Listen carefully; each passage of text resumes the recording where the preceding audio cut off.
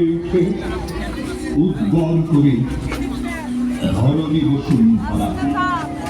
যখন তার নিচেতে যুদ্ধক্ষেত্র, পাখায় চাকা জীবন ভূমি,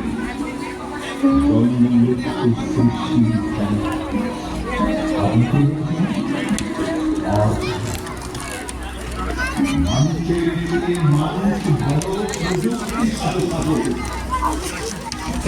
সূর্য বিজ্ঞানের মাটি হাতে